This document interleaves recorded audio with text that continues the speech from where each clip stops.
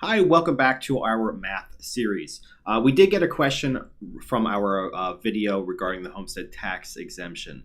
The question specifically was, how do we calculate part two of the homestead deduction if our assessed value is over 50,000 or between 50,000 and 75,000? So what we wanted to do is just do a quick supplemental video. We'll call this the Homestead Tax Exemption Advanced Edition.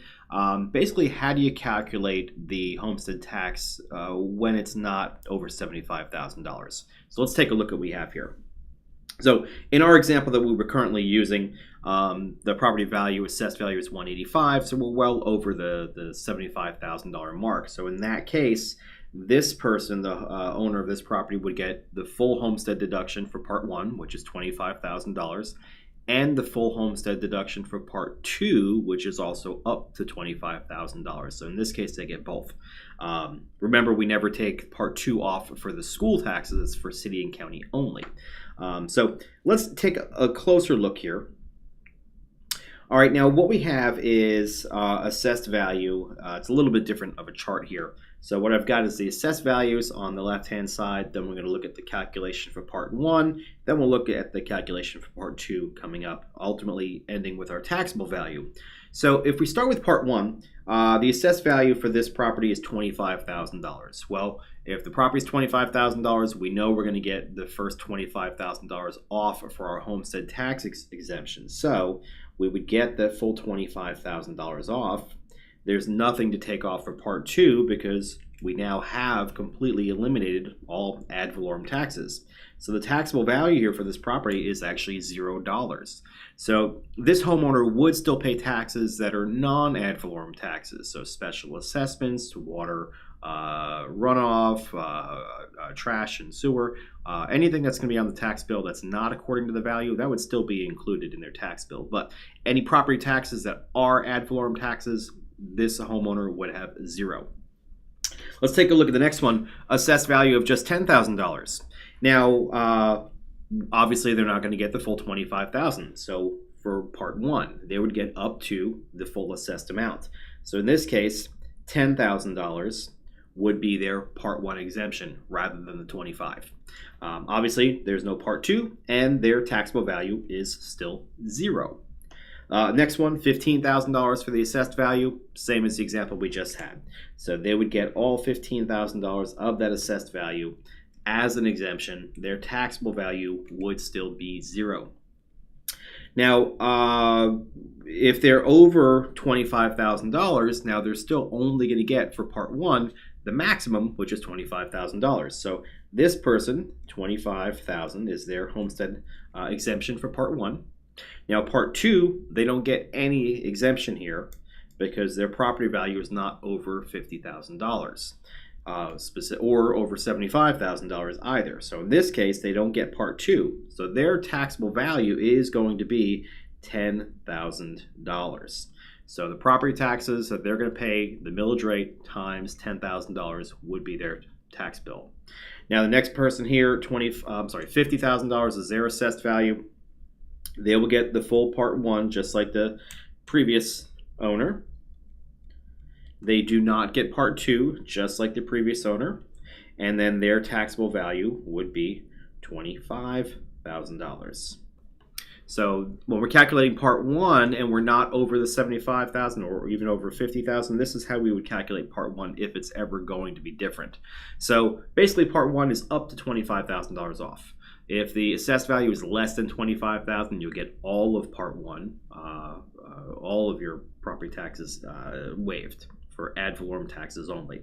Once you get over $50,000, then the homeowner will start to get part of part two. Remember, part two is up to $25,000. So let's take a look at the actual law on the books here. So what we have here is the website. This is the online sunshine.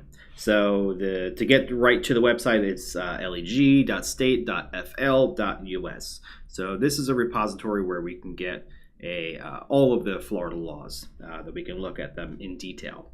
So we are specifically looking at the homestead exemption. We're going to be looking for 196.031. that one there. So let's go down to 186.031. So what we're looking at here, this is the law that covers the homestead exemption. Now Part A, we can see that. That's going to be for Part 1. That's the original $25,000. And then we can get down to Part B here that says every person who qualifies to receive the exemption provided above, paragraph A, is entitled to an additional exemption of up to $25,000 on the assessed value greater than $50,000 for all levies other than school district levies. So there's nothing new that we haven't already learned. Part 2 is just for city and county taxes only, not for school board taxes. So again, let's go back to our example here. So how do we calculate Part 2? The way we calculate what you would get for Part 2 is you take whatever the assessed value is and you subtract $50,000. Whatever is left over is what the homeowner would get for Part 2 of their exemption. Now we know that once a property is over $75,000, they automatically get the full Part 2, all $25,000. If the property is less than $50,000, they only get the original $25,000. But when they're right between $50,000 and $75,000 in the assessed value is where there might be some calculations. And it's fairly simple if we use this formula here. So if we take the assessed value, let's say the assessed value was, let's say $75,000, because we know they're going to get the full homestead exemption for Part 2 if they're over $75,000. So let's take a look here. $75,000 minus the $50,000.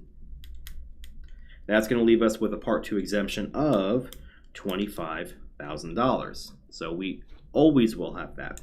So if we went for a number greater than $75,000, let's say we had an assessed value of $150,000. Well, we would minus out the $50,000.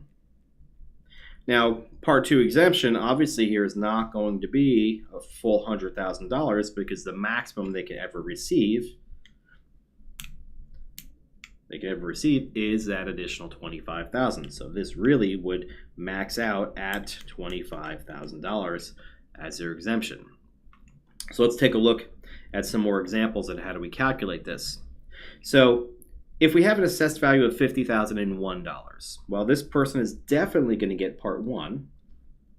So they get their full $25,000 off. But then for Part 2, let's take a look at what they're going to get here. So $51,000, we'll go back to our example here.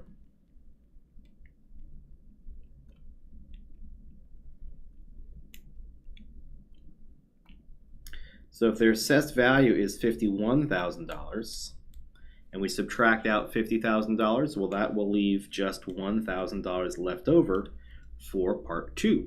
So we'll bring that over here. So this person's Part 2 would be $1,000. So their taxable value now will be $25,000. All right, let's look at the $55,000 assessed value. So this homeowner will absolutely get the full $25,000 off for Part 1. For Part 2, let's go back and look at our example here. So if we had $55,000 and we subtracted out the $50,000, well, then they would be left with $5,000 for their Part 2 exemption. So $5,000 goes there. And now let's take a look here because we're going to see a pattern forming. So $55,000 minus $25,000 minus $5,000 is going to leave this homeowner with a taxable value of $25,000. If we go to the $60,000 assessed value, we'll see this pattern continuing to form. So $60,000 minus 50, Part 2 exemption here will be $10,000. So homeowner with a $60,000 assessed value for their home, they would get the $25,000 off for Part 1. Then they would get $10,000 off for Part 2. And they would be left with a taxable value of $25,000. Imagine you could start to see the pattern forming here. When the assessed value is priced between $50,000 and $75,000, the taxable value for Part 1 and Part 2 is always going to end up, well, for Part 2 specifically for city and county, will always end up at $25,000. Obviously, this will be different for the school board taxes. Remember, the homeowner will never get Part 2 off for the school board taxes. So this would be the taxable value specifically when we're calculating city and county only. All right, so the $74,000 property, we can get our assessed value there. 74,000 minus 50 would be $24,000 for Part 2. So this person would get Part 1, their full Part 1. They would get Part 2, the $24,000, and their taxable value for city and county taxes, again, is going to be $25,000. And then finally, $75,000 and above is automatically going to get the full $25,000 for Part 2. So we get Part 1, $25,000, Part 2, $25,000. That leaves a taxable value of $25,000. Well, thank you for watching our update to the homestead tax exemption question. If you have other questions regarding this problem or other math problems that you're having trouble with for the state exam, please write to us at info@reaorlando.com or visit us online at realestateacademyoforlando.com. Give us your suggestions and we'll create new videos to help you out. Thanks again. Have a great day.